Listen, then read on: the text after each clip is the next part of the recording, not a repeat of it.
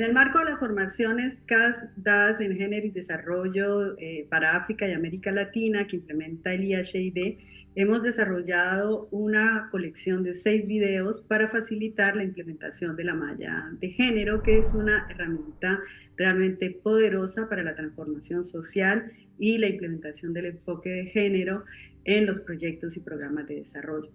Les invitamos a descubrirlo. Taking sanitation as an entry point, the OVERDUE project sought to understand why gender inequality keeps on being perpetuated on a daily basis across African cities. The web of institutionalization, developed by Professor Caren Levy, was a critical resource in that respect. It helped us, on the one hand, to understand the key power points where these inequalities are rooted, but also to find ways of developing actions and strategies that can transform these inequalities.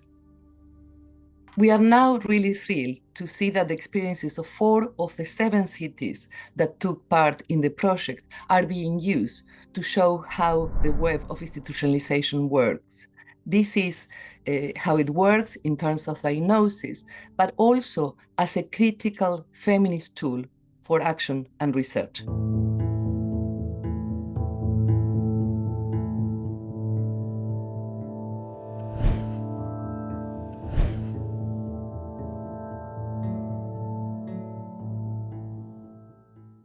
Qu'est-ce que la toile de l'institutionnalisation? In general terms, the web of institutionalization is an analytical framework to assist the development of research, policy and planning to address equality and social justice. The web of institutionalization was first developed in the 1990s to address the process of mainstreaming gender equality. In other words, to build up a lens of a way of understanding gender equality in a particular development context and focusing on particular planned interventions. As an analytical framework, it aims to achieve this in 3 ways. The first is to diagnose how far equality and social justice has been advanced in research or in the particular intervention that is being examined. The second, and an extension of the diagnosis, is to define the room for maneuver for collective action to promote equality and social justice. The third is to operationalize collective action to construct pathways to equality and social justice.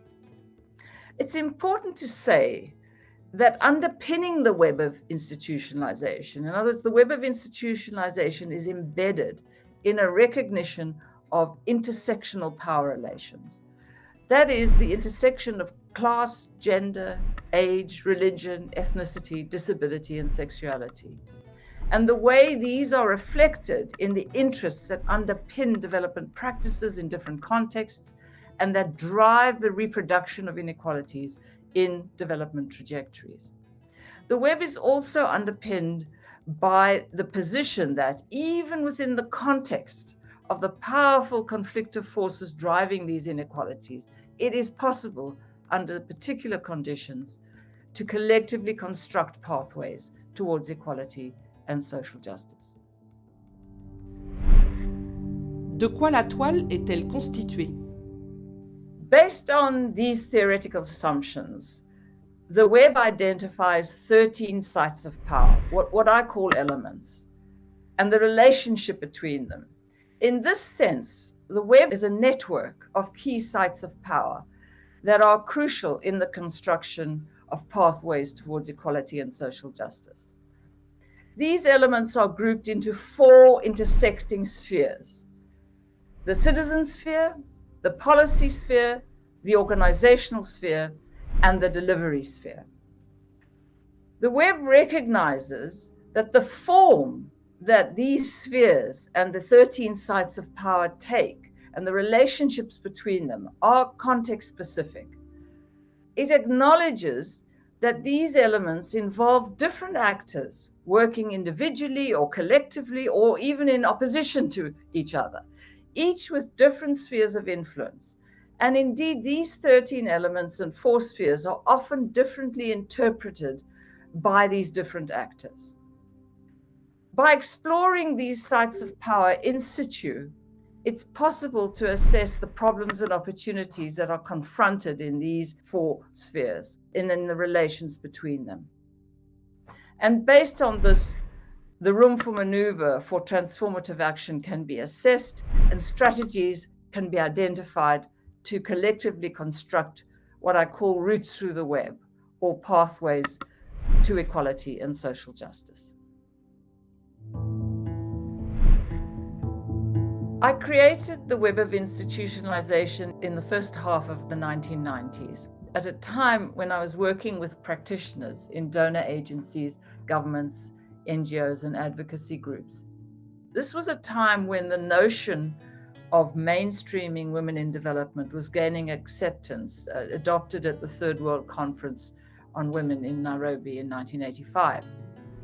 Our work challenged the Women in Development, WID approach, and argued for a gender in development, the GAD approach. By 1995, at the Fourth World Conference on Women held in Beijing, there'd been a shift from mainstreaming women to mainstreaming gender in development. Pourquoi avoir créé la toile de l'institutionnalisation? I developed the web in response to 2 related challenges. The first was a question that I was constantly confronted with from practitioners participating in our capacity building programs. They often asked me, okay, I support gender equality, but how do we mainstream gender equality in our practice? The second and related impetus for the development of the web was the absence of any conceptual or methodological frameworks to address gender equality at what I call the meso level. What do I mean by this? Well, by the 1990s, there was a wealth of experience at the micro level in relation to consciousness raising in communities, in campaigns for equality and political representation and in the workplace, and in relation to analyzing development projects, largely in the context of foreign aid. There was also a wealth of experience at macro level in 2 different but related dimensions, in the expansion and deepening of feminist theory, supporting the rationale and principles of feminist practice, and a growing experience in gender mainstreaming in policy making at the policy level. However, the linkages between the micro and the macro levels remained a black box.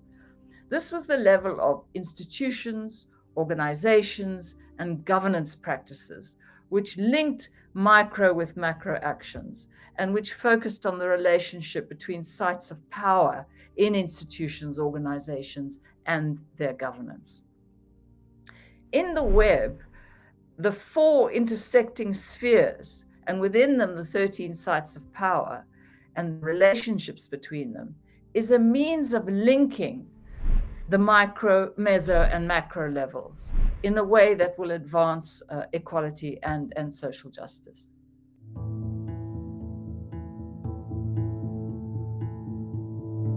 In a next step, I proposed an approach to strategy development, which itself has undergone many iterations over the years, particularly based on my experience of working with networks of community-based organizations and with community-led policy planning and program work that we've done together.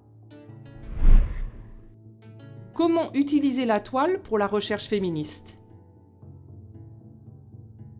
The web can and has been used to inform feminist research in 2 main ways, in its content and in its application. In its content, it's done this through focusing on the key sites of power permeated by intersectional patriarchal values and practices. And the web helps to identify the way gender inequalities are constructed in these sites of power. And it helps to identify the resistance to change and the opportunities to challenge inequalities.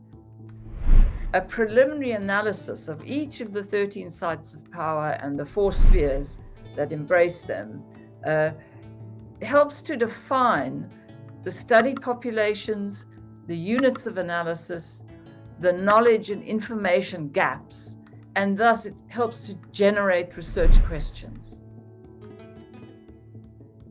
Let me turn to the application of the web in feminist research. The element I always start with in the web is women and men's experience and their reflexive interpretation of reality. This is a clue to two important aspects of feminist research. The first is that feminist research is grounded in the experience of women and of men in all their diversity, recognizing the power imbalances and means of exploitation between women and men, between women and the institutions and organizations that affect their lives, and in the context of research, between researchers and the population that they're focusing on in their research. Second, feminist research is reflexive in its practice. That is, in the process of doing research, it's a form of self-reflection that questions the intersectional patriarchal biases of the researchers, whoever they are, the biases in the methodologies used to collect data, and the biases in the fields in which the topics are located. This means when applying the web, it's most powerful when working in partnerships with equality, with a range of partners in civil society, the state, and the market, as appropriate to the research topic. It results in a reflexive formulation of strategy and or routes through the web, and also builds in a strong commitment to change amongst the actors involved in the analysis of using the web. For example, communities working with local government actors.